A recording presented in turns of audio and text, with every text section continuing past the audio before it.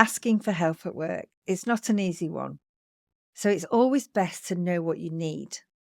Take a moment to think about how anxiety affects you at work. For example, does it make meetings overwhelming or deadlines harder to handle? Once you know what would help, like having quiet time to focus or a more flexible schedule, it's easier to explain your needs. Take time for the tools that you're learning. Let your employer know you're actively working on managing your anxiety with professional help, with hypnotherapy and mindful techniques.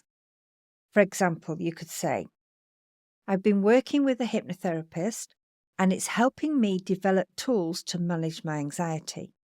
Setting aside a short break during the day to practice these techniques would help me stay focused and productive. You might suggest scheduling 10-15 minutes during your lunch break or a quiet moment in the afternoon to listen to a hypnotherapy recording or meditate. It's a practical way to manage your stress without interrupting your workflow and shows your employer that you're taking steps to maintain your well-being. Plan your support. Think about what could make a difference. Would it help to adjust your start time so your mornings aren't rushed?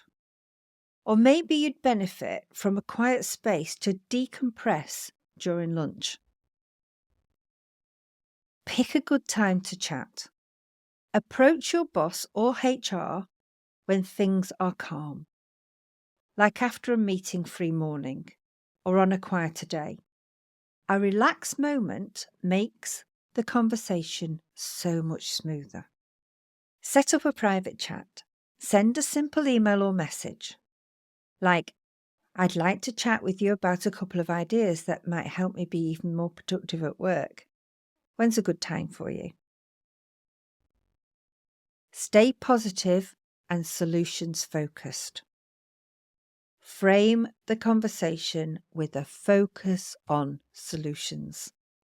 For example, I'm really committed to my work and I've been thinking about small adjustments that would help me manage my anxiety better and stay on top of my tasks. Be honest but clear.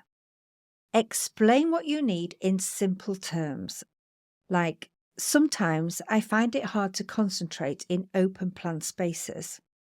I'd love to explore options, like working in a quiet area for a few times a week. Show your dedication.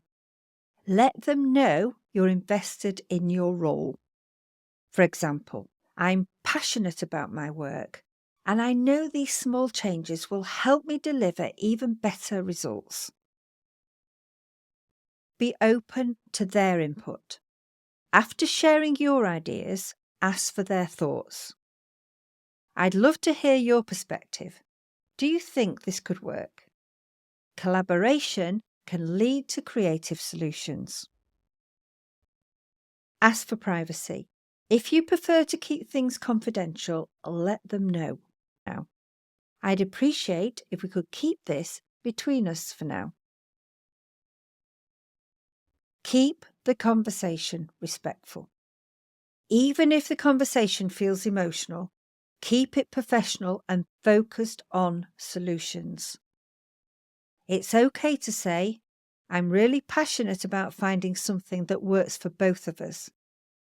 After your chat, check in. Thanks again for talking with me. I wanted to see if there was an update or if I can provide more information to help. A note of encouragement, because this is quite difficult. It takes courage to prioritise your well-being, especially in the workplace.